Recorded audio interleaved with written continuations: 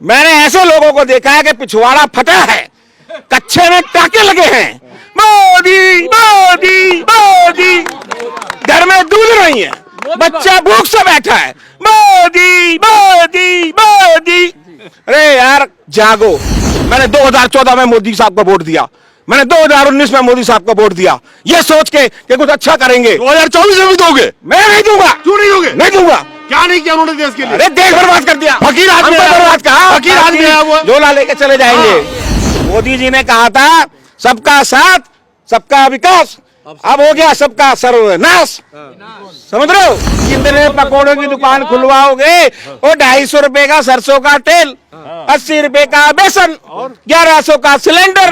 ना cylinder free है, नाली के बगल वाला गैस। अच्छा के मुद्दे पर हो। आपने कहा कि सेठों के कर्जा माफ होते हैं। सेठों कर्जा माफ किया ना भाई, उन्होंने एहसान किया हुआ है, तुमने क्या किया भाई? अच्छा, हाँ हमने कुछ नहीं कहा, ये बात सही है। विकास तो उन्हीं का हुआ है, हम जैसे मध्यम वर्गियों का तो विनाश हुआ है, सत्यानाश हुआ है, सर्वनाश हुआ है। 20 लाख करोड़ का पैकेज दिया था ना? किसको दे दिया? देश को दिया था। कहाँ है वो? तो 15 लाख भी आने थे और रुके पड़े, उसका ब्याज नहीं दे रहे। अरे हम तो कह रहे हैं मोदी साहब ब्याज दे दो यार। देश बदलाव की ओर जा रहा है। नहीं बदलोगे तो क्या उखाड़ लोगे? क्या उखाड़ लोगे? क्यों? क्या उखाड़? वोट की ताकत है हमारे पास। बस जनता वोट से हार जाएंगे सर, जनता जिस दिन जागेगी ना, अच्छे अच्छों को उतार देगी, अच्छे अच्छों को। 30 रुपए का दूध अब 52 रुपए करीब में 62 का हो गया। तो विकास हो रहा है ये महाराज। ये विकास है। हाँ विकास है। ये विकास है, सत्यानाश है। क्या? ये सत्यानाश है। क्यों? ये नाश की घड़ी चल रही है इस समय। संसद नया हो या पुराना, उससे क्या फर्क पड़ता है? जिस संसद में जनता की बात ही ना हो, उस संसद का जनता करे क्या? और जब संसद जनता के पैसों से बनी है, अयोध्या में जाके गाड़ी खड़ी कर लेना क्या जरूरत है काम धंधा करने की? तो वो बात तो आपकी सही है, अयोध्या ही जाएंगे, अयोध्या में दरी बिछा के और वहीं बैठेंगे, क्योंकि रोटी तो वहां पूरी सब्जी मिल ही जाएगी ना। और ये प्रधानमंत्री जी से भी कहना है कि उस घर को खाली कर दो, क्योंकि वो 60 साल वाली सरकार ने बनाया था। ये जो मंत्री बैठे हैं घरों में रह रहे हैं, वो 60 साल वाली सरकार के हैं। खाली कर दो। खाली तो कर रहे हैं, सेंट्रल विस्टा बना रहे हैं। अरे तो सेंट्रल विस्टा में सबको इकट्ठा कर दो ना भाई, क्यों रहते हो? ये सड़क जो है 60 साल वाली सरकार ने बनाई, ये ट्रेन खड़ी है सामने, इसमें क्यों चलते हो? चलते कहां? वो तो अपना 8,500 वाला। अरे तो वो तो 8,500 वाला लाके खड़ा कर दिए वहां पे, जनता का पैसा है, लूट लो। दोस्तों नमस्कार। करीब करीब 108 दिनों की भारत यात्रा जो राहुल गांधी जी कर रहे हैं, वो आज दिल्ली में प्रवेश करने वाला है। और जिस तरह से भारत जोड़ो यात्रा हम कह सकते हैं कि लोगों के बीच काफ़ी पॉपुलर हो रहा है। बेशक गोदी मीडिया दिखाए या ना दिखाए, लेकिन कहीं ना कहीं जो मौजूदा सरकार है यानी कि बीजेपी, जिसकी जान तो जरूर अटकी हुई है, तभी अलग अलग तरीके के बहाने लगाए जा रहे हैं इस यात्रा को एक तरह से रोकने का भी, क्योंकि अब ये यात्रा दिल्ली में प्रवेश कर रही है। हमारे साथ जो दिल्ली के एनसीआर के चालक लोग हैं और उनके जो लीडर्स हैं वो भी साथ खड़े हैं। हमारे साथ कांग्रेस के बहुत पुराने कार्यकर्ता हैं और बहुत ही डेडिकेटेड समर्पित कार्यकर्ता जो किशन वर्मा जी साथ खड़े हैं। सबसे पहला सवाल वर्मा जी, आप बताइए कि राहुल गांधी का भारत जोड़ो यात्रा जिस तरह से लोगों के बीच अपनी जगह बनाते जा रहा है और लोग जिस तरह से उस यात्रा से जुड़ते चले जा रहे हैं, क्योंकि लोग परेशान हैं, संसद में आवाज उठने नहीं दी जाती, सड़क पे आवाज को बंद किया जा रहा है, तो आखिर जनता की आवाज उठाएगा कौन? विपक्ष को उठाने नहीं दिया जाता संसद में, सड़क पे जनता आवाज लगा नहीं सकती। तो ये भारत जोड़ो यात्रा जो पॉपुलर हो रहा है, लोगों के बीच जो अपनी जगह बना रहा है, उसकी सबसे बड़ी वजह है कि कहीं जनता की आवाज बन के नए राहुल गांधी तो नहीं उभरे हैं।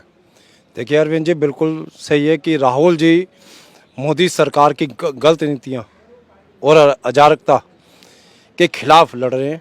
वो सच बोलते हैं तो सच हर एक किसी को चुभता, चाहे वो मोदी सरकार हो, चाहे हमारी दिल्ली की केजरीवाल सरकार हो। राहुल जी ने एक पैगाम दिया है कि आप नफरत का गोदाम खोल के बैठे हैं और हम प्यार की दुकान। तो जो हमारी ट्रांसपोर्ट लाइन है उसमें हमने कभी भी किसी से धर्म, मजहब या जातिवाद नहीं पूछी। ये एक लोकतंत्र देश है, इसमें सभी जातिवाद और धर्म के लोग आपस में जुड़ के रहते हैं।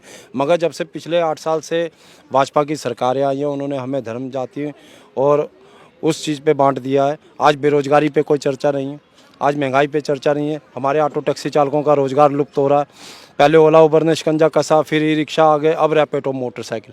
क्या ये सरकारें अंधी और गूंगी बहरी हैं? हमने पिछले 8 साल से इतने प्रदर्शन किए, इतने प्रोटेस्ट किए, हड़तालें की, मगर जीरो रिजल्ट।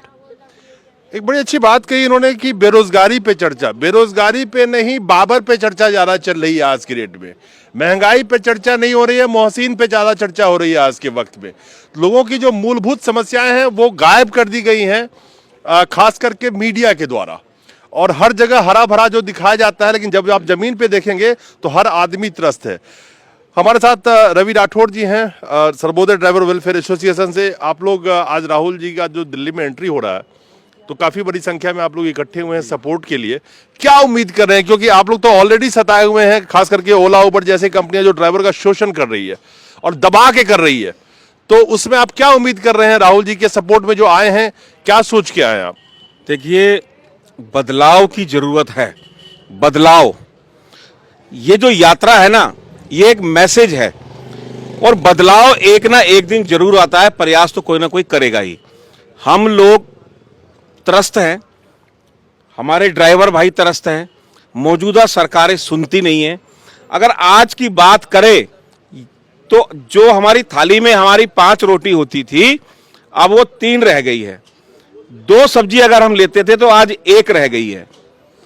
और पकवान खाने के लिए तो अब सोचना पड़ता है, एक दिन निश्चित करना पड़ता है कि आज घर में कुछ पकवान बना लेंगे। महंगाई इस कदर है, बेरोजगारी, रोजगार खत्म है, ट्रांसपोर्ट व्यवसाय तो धीरे धीरे खत्म कर रहे हैं।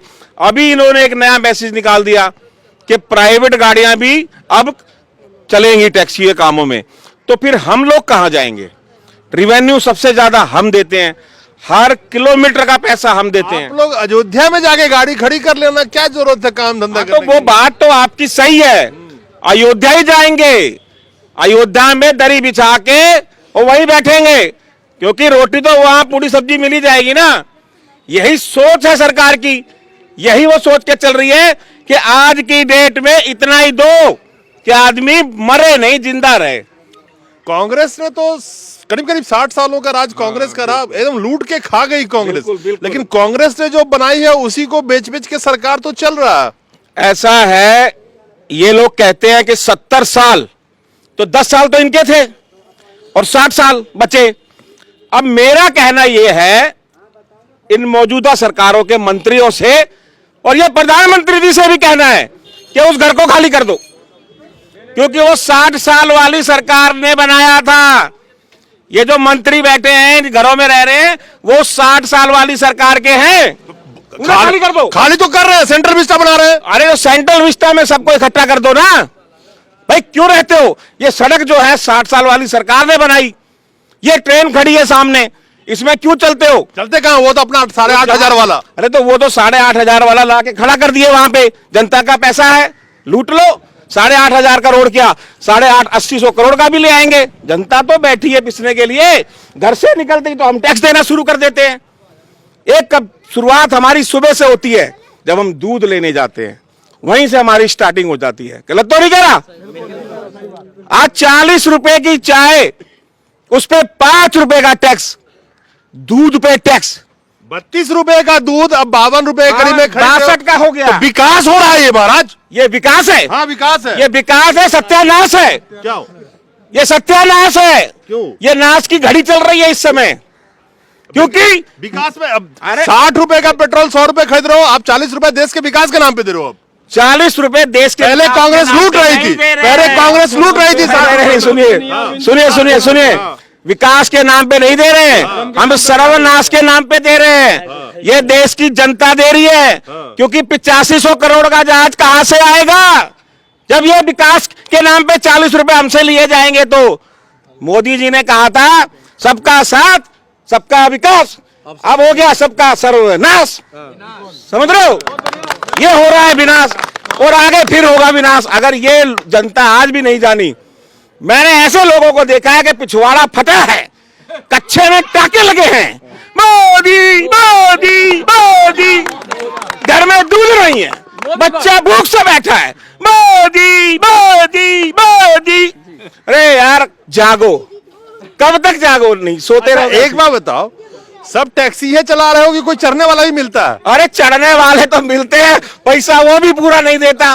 वो 400 रुपए की सवारी, 150 रुपया कंपनी खा गई, 100 रुपया सीएनजी का निकल गया, 60 रुपये अपनी कंपनी खोलो, पकौड़ा कंपनी, छोड़ो गाड़ी वाड़ी। अरे तो कितने, एक बात बताओ अरविंद जी, कितने पकौड़ों की दुकान खुलवाओगे? वो 250 रुपए का सरसों का तेल, 80 रुपए का बेसन, 1100 का सिलेंडर। ना सिलेंडर फ्री है, नाली के बगल वाला गैस। अच्छा, सिलेंडर फ्री है। सुनिए, वो एक मैडम थी, 400 रुपए के सिलेंडर पे चूड़ियां तोड़ रही थी। आज 1100 का हो गया, बोलती नहीं है। तो मैडम भी चूड़ियां नहीं, अब चूल्हा फूक रही है वो। हाँ, चूल्हा कहा, वो तो अपने किचन का फोटो डालती हैं कि आज मेरे घर में क्या पक रहा है, ये बताती है लोगों को। तो ये उनको भी सोचना चाहिए।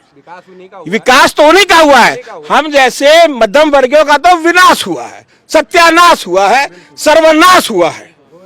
और हो रहा है तो बता दो, नहीं हो रहा तो बता दो भाई जी। गलत तो नहीं कह रहा, हो रहा है नहीं हो रहा? सर्वनाश हो रहा है हर तरह से जी। क्यों नहीं सर, हम लोग ड्राइवर आदमी, हम लोगों का जो है रेट बढ़ता है नहीं, सीएनजी पेट्रोल का डेली बढ़ रहा है, आसमान पकड़ लिया। अच्छा जी, हम लोगों का कोई सुनने वाला नहीं, कहीं सुनवाई नहीं है, चाहे आम आदमी हो चाहे बीजेपी से कोई भी पार्टी है, हम लोग कहीं सुनवाई नहीं है सर, हम लोग कहीं अस्तित्व नहीं है, कोई सुनने वाला नहीं है। चलान पे चलान, चलान पे चलान। 2 साल तो कोरोना काल में बैठे, लेकिन फाइनेंस तो हम लोग पीछे कर रखे हैं, क्योंकि जब 2 साल गाड़ियां नहीं चले तो किस्त कहां से देंगे? फाइनेंसर तो जान नहीं छोड़े, तो इस पर मोदी जी ध्यान नहीं देते हैं कि 2 साल तो इनको बैठा दिया, कहां से देंगे? ध्यान देना चाहिए। ये बात सही कह रहे हैं, जो मैरोटेरियम दिया था, ठीक है, अब जो उस समय जब कोरोना काल आया, 2 साल कोरोना काल आया, एक तो मोदी जी झूठ बोलते हैं। ये पहले बात करते हो सर, एक बात सच बोलते हो, सबसे ज्यादा झूठ बोलते हैं। क्या बात करो? नहीं झूठ के तो उनको पीएचडी है, वो उनको वो मिलना चाहिए सर्टिफिकेट। अगर ये पहले ही बता देते देश की जनता को, हमारे जैसे काम करने वाले लोगों को, कि 2 साल कोरोना रहेगा, तो भाई हम उसी हिसाब से खर्चा करते। 20 लाख करोड़ का पैकेज दिया था ना, किसको दे दिया? देश को दिया था। कहाँ है वो? तो 15 लाख भी आने थे, रुके पड़े, उसका ब्याज नहीं दे रहे। अरे हम तो कह रहे मोदी साहब ब्याज दे दो यार, 2 साल कब से 7 साल हो गए, 7 साल 15 साल का इंटरेस्ट ही दे दो, वो भी नहीं दे रहे। तो कहां से देंगे साहब? वो सिर्फ झूठ बोलते हैं, उनको झूठ बोलने के अलावा कुछ नहीं आता। क्या झूठ बोला उन्होंने? अरे भाई सुनिए, जो बड़े बड़े बिजनेसमैन है उनका कर्जा माफ हो रहा है, और किसान फांसी खा के मर रहा है। ड्राइवर ना, सुनो, नहीं, जो बड़े बड़े दोस्त हैं, गोदी सेठ जिसकी आप बात कर रहे हो, आपके पास तो टैक्सी है, तो ये तो मोदी जी का किसी काम का नहीं है। वो गोदी सेठ ने हवाई जहाज दिया था 2014 में उनको चुनाव प्रचार के लिए, तो आपका टैक्सी दोगे?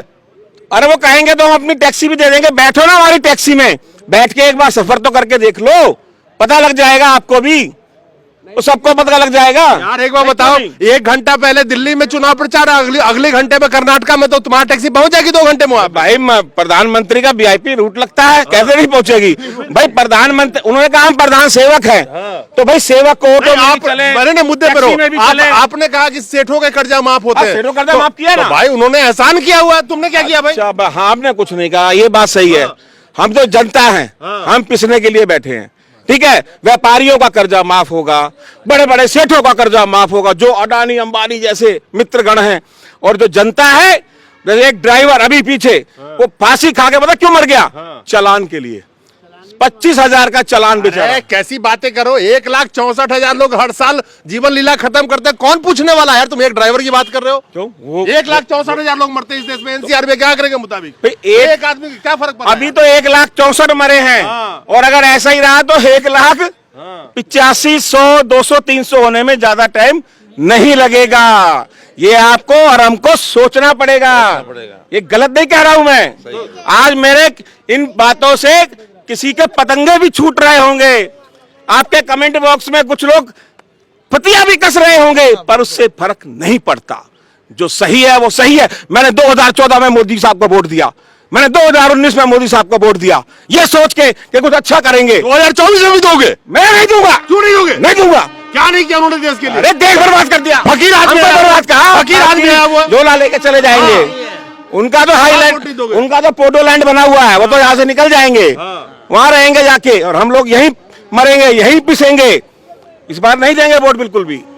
तो क्या राहुल गांधी दुख हर लेगा सब? अरे भाई, राहुल गांधी ने कब कहा कि मुझे प्रधानमंत्री बना दो? किसी वीडियो में फोटो में कभी कहा तो बता दो, कभी कहा राहुल गांधी मुझे प्रधानमंत्री बना दो। हम यहाँ राहुल गांधी जब तक प्रधानमंत्री नहीं बनेगा कैसे दुख दूर होगा आपका? हम यहाँ एकत्र हुए हैं नफरत को खत्म करने के लिए, अपने रोजी रोजगार के लिए।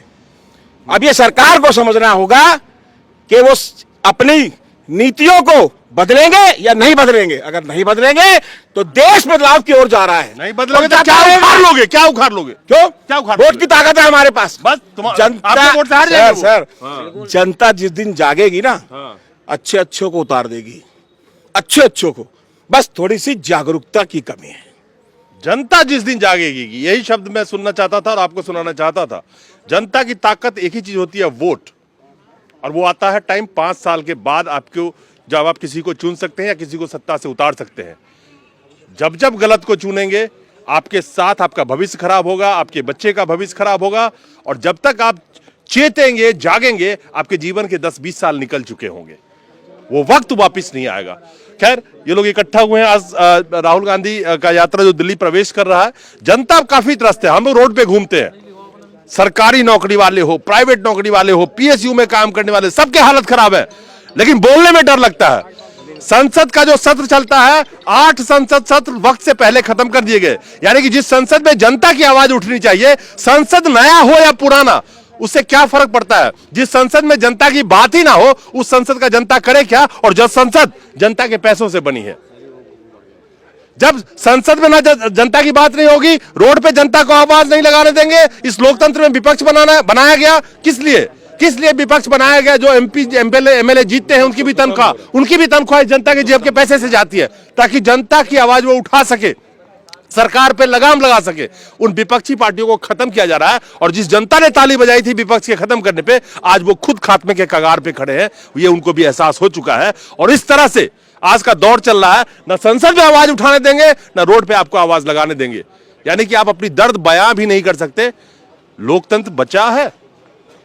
हम तो जी रहे हैं इलेक्ट्रल ऑटोक्रेसी में, जहां पे चुनाव जीतने के लिए सब चीजों को अपनी जेब में कर लो। सोचिएगा अभी। नमस्कार।